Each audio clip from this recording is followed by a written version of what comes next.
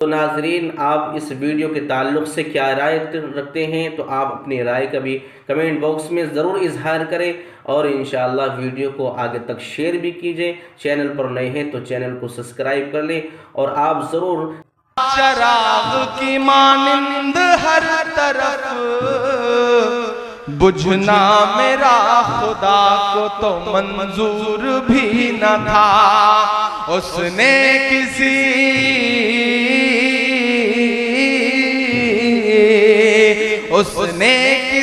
भी दौर में बुझने नहीं दिया। व तो इज़्ज़ो मंतशा व तो ज़िल्लो मंतशा। उसने किसी भी दौर में बुझने नहीं दिया। व तो इज़्ज़ो मंतशा व तो ज़िल्लो मंतशा। मेरे मुखालिफीन भी समझेंगे फलसफा। पूरे शिवपुर की तरफ से मैं सिर्फ पढ़ रहा हूं कि मेरे मुखालिफीन भी समझेंगे फलसफा। व तो इज़्ज़ो मंतशा व तो ज़िल्लो मंतशा। व तो इज़्ज़ो मंतशा व तो ज़िल्लो मंतशा। जिसको भी जो दिया है उसी रब ने है दिया। व तो इज़्ज़ो मंतशा व तो ज़िल्लो मंतशा। बागी मिजाज था तो सियासत खिलाफ थी। पढ़ रहा हूं लेकिन आपको लगेगा कि माइक पे शमीम खड़ा है, ये मिसरे पढ़ रहा है कि बागी मिजाज था तो सियासत खिलाफ थी। हाकिम खिलाफ थे तो हुकूमत खिलाफ थी। बागी मिजाज था तो सियासत खिलाफ थी। हाकिम खिलाफ थे तो हुकूमत खिलाफ थी। कश्ती भंवर में थी मेरी किस्मत खिलाफ थी। और उस पे नाखुदाओं की नीयत खिलाफ थी। अल्लाह ने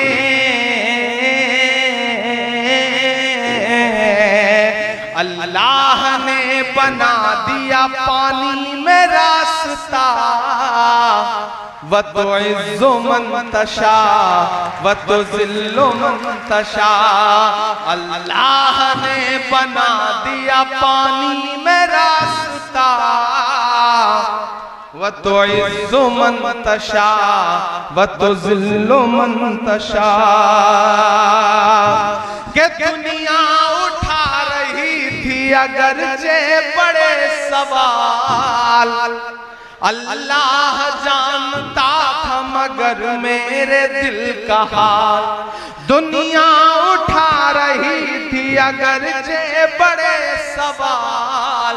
अल्लाह जानता था मगर मेरे दिल का हाल। एक इम्तिहान के दौर से गुजरा मैं इन दिनों। लेकिन न कोई रंज रखा ना कोई मलाल। मैं तो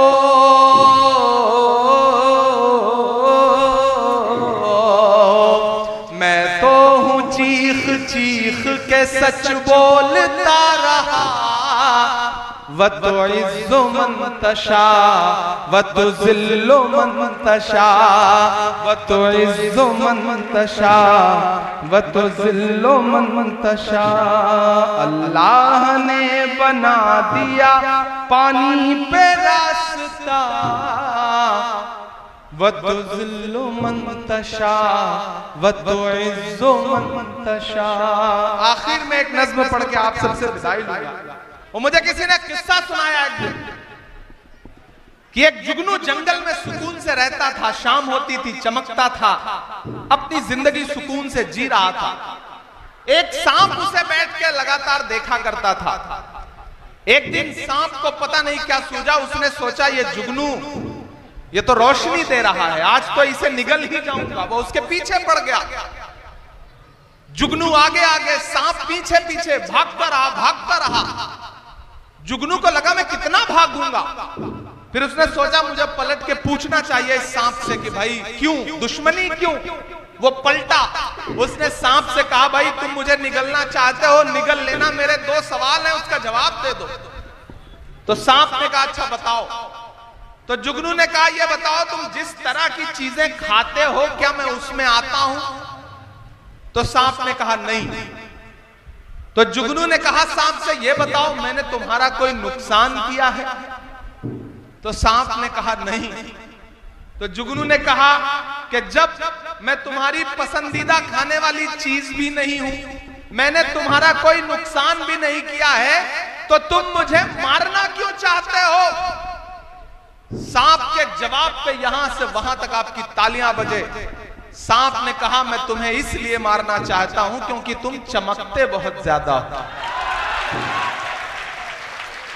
दरअसल इस दौर में चमकना ही सबसे बड़ा कसूर है, इस दौर में बोलना ही सबसे बड़ा कसूर है, इस दौर में मजलूमों के साथ खड़ा होना ही सबसे बड़ा कसूर है। लेकिन मैं इसलिए जिंदा हूं कि मैं बोल रहा हूं, मैं इसलिए जिंदा हूं कि मैं बोल रहा हूं। दुनिया किसी गूंगे की कहानी नहीं लिखती, डरने से काम नहीं चलेगा। हम डरने वाले लोग नहीं हैं। अमीरे शहर तेरा हुक्म मान ले लेकिन, अमीरे शहर तेरा हुक्म मान ले लेकिन किसी फकीर की आवाज रोक लेती है। तमाम शहर तेरे हक में बोलता है मगर मुझे जमीर की आवाज रोक लेती है। हम जमीर की आवाज पर बोलने वाले लोग हैं, आगे बढ़ने वाले लोग हैं। मैं एक नज्म सुनाता हूं आपको, इन दिनों पूरे मुल्क में इस नज्म को पढ़ रहा हूं। आपने देखा होगा कि पिछले 2 साल से हिंदुस्तान की पार्लियामेंट में हूं और आपके हर मुद्दे पर वहां लड़ रहा हूं। जब मुझे पार्लियामेंट में पहली बार स्पीच करने का मौका मिला तो मेरा खुदा गवाह है कि मैंने सबसे पहले पार्लियामेंट में जो अपनी स्पीच की तो वो तालीम के लिए की, इलाहाबाद यूनिवर्सिटी के बच्चों के लिए की, अलीगढ़ मुस्लिम यूनिवर्सिटी के बच्चों के लिए की, जामिया के लिए की, जेएनयू के लिए की, नजीब के लिए की। क्योंकि मेरा मानना है कि मैं तो आपकी गलियों में पला बढ़ा इंसान हूं। आपकी दुआओं ने इतना बड़ा बनाया कि आज हिंदुस्तान के सबसे बड़ी अदालत में, सबसे बड़ी पार्लियामेंट में मेंबर ऑफ पार्लियामेंट बन के बैठा हूं, तो ये आपकी दुआओं की वजह से हुआ है। मैं इन दुआओं का कर्ज उतारने के लिए यहां पे आया हूं। एक दिन हम सारे लोग पार्लियामेंट में बोल रहे थे तो एक साथ 146 एमपी, 146 एमपीज एक साथ सस्पेंड कर दिए गए। जब मैं पार्लियामेंट से बाहर निकला तो मीडिया के साथी खड़े थे, उन्होंने कहा इमरान साहब सस्पेंड कर दिए गए, बुरा लग रहा है? मैंने कहा नहीं, खुश हूं, ये तो हमारे लिए तमगा है, अवार्ड की तरह है। बोलने पर सस्पेंड किया गया है तो हम तो बोलते रहेंगे। मैंने एक नज्म वहीं पर कही और मीडिया के साथियों को सुनाई, आपको भी सुनाता हूं। आपकी मोहब्बतें मिलेंगी तो मुझे लगेगा कि मेरी नज्म कामयाब रही। कि जख्म पर जख्म खा के निकले हैं, हाँ मगर मुस्कुरा के निकले हैं। तैयार रहना शिवपुर वालों, कि जख्म पर जख्म खा के निकले हैं, हाँ मगर मुस्कुरा के निकले हैं। सर झुकाने का हुक्म जब आया, तैयार रहना सारे लोग, कि सर झुकाने का हुक्म जब आया और भी सर उठा के निकले हैं, नारे हक लगा के निकले हैं, जख्म पे जख्म खा के निकले हैं। इधर जो डाइस पे बैठे हैं मैं इनसे भी गुजारिश करूंगा कि अब अगले 30-35 मिनट मुझे लगना चाहिए कि इधर सामने डाइस पे भी लोग जो बैठे हैं ये बड़े जिंदा दिल लोग हैं। देखिए मेरा मानना है कि किसी भी प्रोग्राम का 2 हिस्सा होता है, एक जो 4 फीट ऊंचे स्टेज पे बैठा है और एक वो जो 4 फीट नीचे या तो खड़ा है या बैठा है। लेकिन मैं इनको बड़ा नहीं मानता हूं, मैं मानता हूं कि जो सामने लोग बैठे हैं ये ज्यादा बड़े हैं, ये ज्यादा अहम है। जानते हो क्यों? क्योंकि जिस तरह तराजू होती है, तराजू में 2 पल्ले होते हैं, किसी भी प्रोग्राम में भी तराजू के दो ही पल्ले होते हैं, एक इस तरफ होता है, एक सामने होता है। सामने वाला नीचे होता है, ये ऊपर होता है। लेकिन जो ऊपर है इसका मतलब ये नहीं कि वो मोतबर है और जो नीचे है वो कमतर है, ऐसा नहीं है। मेरा मानना है कि तराजू का वही पल्ला नीचे होता है जिसमें वजन ज्यादा होता है। आप ज्यादा वजनदार लोग हैं, आपके बिना इस प्रोग्राम की कोई अहमियत नहीं। कितना भी सजा लो, तिरंगे से सजा लो, कितने भी खूबसूरत खूबसूरत रंग लगा लो, लेकिन जब तक आप नहीं तब तक किसी प्रोग्राम की कोई अहमियत नहीं। मैं फिर से पढ़ता हूं कि जख्म पर जख्म खा के निकले हैं हम, अगर मुस्कुरा के निकले हैं। सर झुकाने का हुक्म जब आया, सर झुकाने का हुक्म जब आया, और भी सर उठा के निकले हैं। नारे हक लगा के निकले हैं, नारे हक लगा के निकले हैं। और अब ये मिसरे कि सख्त हालात से नहीं डरते। पढ़ मैं रहा हूं, ये मिसरे हैं किसी और के लिए। वो बोल रहा है कि सख्त हालात से नहीं डरते, जुल्म की रात से नहीं डरते। जब भी मुश्किलें आती हैं तो ये समझ लो कि कोई खूबसूरत दिन आने वाला है, इसलिए मुश्किलें आई हैं। तो आज मायूस मत होना, मायूसी कुफ्र है।